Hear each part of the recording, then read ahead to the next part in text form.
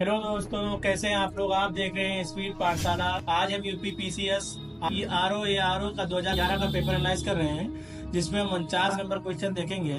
देखिए, निम्नलिखित में कौन सा सही क्रम नहीं है। तो इसमें हम देखेंगे जे पार्किसियन जो है ये सही नहीं है, जबकि हमें ये पता है कि जेम्स वाट ने वाष्प इंजन का आविष्कार किया, एजी बेल टेलीफोन का, और जेएल बेयर जो है टेलीविजन से संबंधित है। लेकिन जे पार्किंग जो है, जो जे पार्किसियन है, उनके नाम पर क्या हुआ था, पार्किस रोग का नामकरण किया गया था। इस रोग के द्वारा मस्तिष्क पे क्या होता है, तंत्रिका तंत्र जो होती है वो बहुत प्रभावित होती है। अगला जो हमारा किसी व्यक्ति का पूरा प्रतिबिंब देखने के लिए एक समतल दर्पण की न्यूनतम ऊंचाई होनी चाहिए। तो आप लोगों को सभी पता है, व्यक्ति की ऊंचाई की आधी होनी चाहिए। क्या होनी चाहिए, व्यक्ति की ऊंचाई की आधी होनी चाहिए।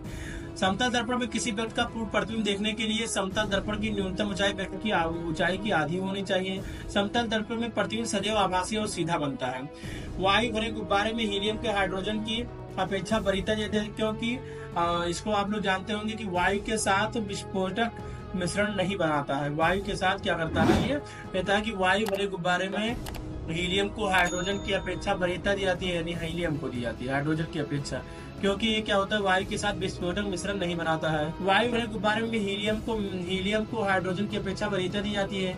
हाइड्रोजन की तुलना में हीलियम की उत्पादकता क्षमता कम है, लेकिन हाइड्रोजन के ज्वलनशील होने व उसका वायु के साथ विस्फोटक मिश्रण बनाने के कारण हीलियम को ही वरीयता दी जाती है। तो हाइड्रोजन होता है कि वायु के साथ विस्फोटक मिश्रण बना लेता है। निम्नलिखित में किसका निर्माण हमारे शरीर में नहीं होता है।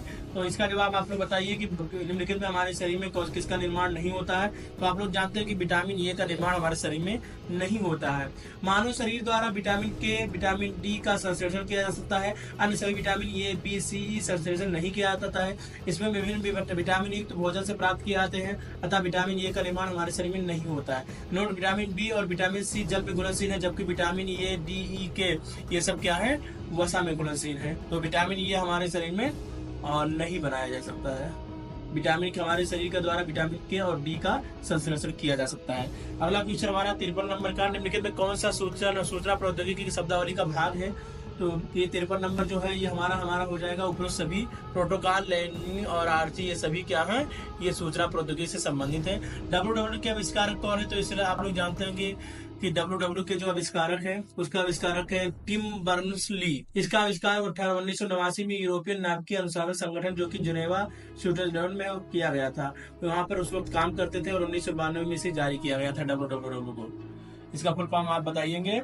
अब अगला हमारा है 55 नंबर क्वेश्चन। कथन ये, यदि कोई व्यक्ति हरी सब्जी खाना बंद कर दे तो उसे रतौंधी हो जाएगी। कारण क्या है, विटामिन ए की कमी हो जाएगी। नीचे दिए कूट को सही से पहचान कीजिए, कौन जो सही है उसका जवाब दीजिए। तो हमारा जवाब है कि ये आर दोनों सही हो, और ये की सही व्याख्या करता है। हमें पता है कि यदि हम सभी हरी सब्जियां खाना बंद कर देंगे तो रतौंधी हो जाएगी, क्योंकि उसमें विटामिन ए होता है, हरी सब्जी में पाया जाता है, तो विटामिन ए की कमी भी हो जाएगी। अगला क्वेश्चन है, एनोसीमिया क्या है। तो एनोसीमिया क्या है, तो इसका हम लोग जवाब जानते हैं कि ये क्या होता है, घ्राण संवेदन की कमी होती है, इसी को कहते हैं। तो देखिए, जब आप अपनी नाक द्वारा कुछ भी सूंघ पाने में असमर्थ हो तो सूंघने की शक्ति कम हो जाती है।